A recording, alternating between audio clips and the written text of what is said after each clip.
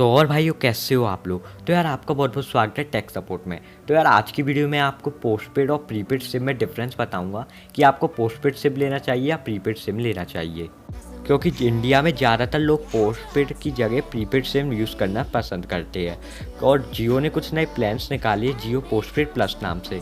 उसमें अपन को Disney plus, Hotstar, Netflix और अमेजॉन प्राइम तीनों के सब्सक्रिप्शन बिल्कुल फ्री में मिल रहे हैं। तो मैं आपको बताऊंगा इस वीडियो में कि आपको इन सब्सक्रिप्शन के लिए अपन को प्रीपेड सिम को छोड़ के पोस्टपेड में स्विच होना चाहिए या नहीं होना चाहिए। तो इस वीडियो में मैं आपको पूरी डिटेल दूंगा। तो नमस्कार दोस्तों, मेरा नाम है अर्जुन, आप देख रहे हो टेक सपोर्ट। तो ज़्यादा टाइम वेस्ट नहीं करते हुए चलिए शुरू करते हैं।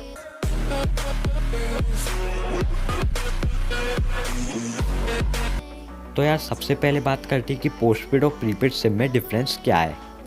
तो पोस्टपेड और प्रीपेड सिम में सबसे पहला डिफरेंस ये आता है कि पोस्टपेड में अपन को सबसे पहले सर्विस मिलेगी और बाद में अपन को उसकी पेमेंट करनी पड़ेगी। इसका मतलब ये है कि पोस्टपेड सिम में अपन को सबसे पहले रिचार्ज मिल जाएगा और उसकी पेमेंट अपन को लास्ट में करनी पड़ेगी। और प्रीपेड में इसका उल्टा है कि अपन को प्रीपेड सिम में सबसे पहले अपन को पेमेंट करनी पड़ेगी और बाद में उसकी सर्विस मिलेगी। जैसे कि अगर अपन ने कोई रिचार्ज करवाना तो सबसे पहले अपन को उसकी पेमेंट करना पड़ेगा और बाद में अपन को वो रिचार्ज मिल जाएगा। तो सेकंड डिफरेंस ये निकल के आता है कि पोस्टपेड सिम का जो भी रिचार्ज होता है उसमें अपन को 18% की जीएसटी अलग से इंक्लूड करनी पड़ती है। और प्रीपेड सिम में इसी का उल्टा है कि जो भी अपन को रिचार्ज की फाइनल प्राइस होती है उसमें अपन को जीएसटी इंक्लूडेड मिलती है और अपन को कोई 18% वगैरह की कोई भी जीएसटी वगैरह अलग से पे नहीं करना पड़ता। तो थर्ड डिफरेंस ये है कि पोस्टपेड सिम का एक बिल आता है जिसको अपन को पे करना पड़ता है और अपन को 15 डेज़ का टाइम मिलता है जिसके अंदर अपन को वो पेमेंट करना पड़ता है उस रिचार्ज का। अगर अपन ने उस 15 डेज़ के टाइम पे अपन ने पेमेंट नहीं किया तो अपन को एक्स्ट्रा चार्जेस देना पड़ेगा। और पोस्टपेड सिम में ये चीज़ है कि अपन को हर महीने रिचार्ज ज़रूर करना पड़ेगा। अपन ये नहीं कर सकते कि अपन ने इस महीने रिचार्ज किया और अगले महीने अपन को रिचार्ज नहीं करना, तो अपन ये चीज़ नहीं कर सकते। अपन को हर महीने ज़रूर रिचार्ज करना पड़ता है। और प्रीपेड सिम में ये है कि अपन जब चाहे तब रिचार्ज करवा सकते हैं। इसका मतलब ये है कि मान लो अपन को इस महीने रिचार्ज करवाना है तो अपन को पेमेंट करना पड़ेगा और अगर अपन को अगले महीने नहीं करवाना रिचार्ज तो अपना कुछ नहीं जाता, अपन को कोई भी एक्स्ट्रा फ़ी वगैरह नहीं देना पड़ेगा।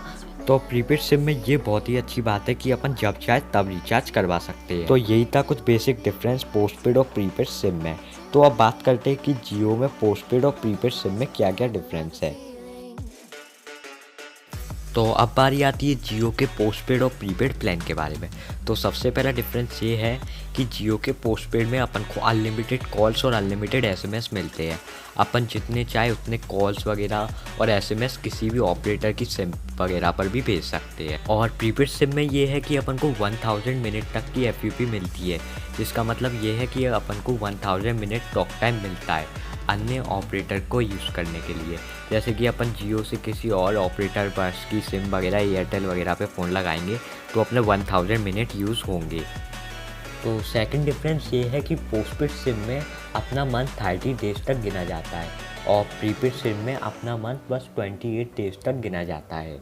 तो थर्ड डिफरेंस ये है कि प्रीपेड सिम में अपन को हर दिन डेटा रीन्यू होके मिलता है। मतलब आज अपन ने 2 GB यूज़ किया तो 12 बजे दूसरे दिन अपन को 2 GB डेटा एक और बार मिल जाएगा रीन्यू होके। तो ये बहुत अच्छी बात है प्रीपेड की। और पोस्टपेड में अपन को हर दिन डेटा रीन्यू होने का फीचर नहीं मिलता।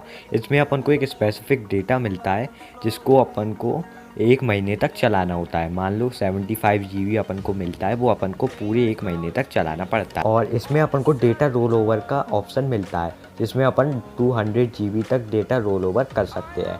डेटा रोल ओवर का मतलब ये है कि मान लो अगर अपन ने इस महीने पूरा डेटा यूज़ नहीं कर पाया तो फिर अपन का जो बचाया डेटा होगा वो अपने अगले मंथ के डेटा में जुड़ जाएगा ऐड होके। तो ये बहुत अच्छा फीचर मिलता है पोस्टपेड में। और फोर्थ डिफरेंस ये है कि अपन को पोस्टपेड में OTT प्लेटफॉर्म मिलते हैं जैसे कि नेटफ्लिक्स, अमेजॉन प्राइम और डिज्नी प्लस, हॉटस्टार।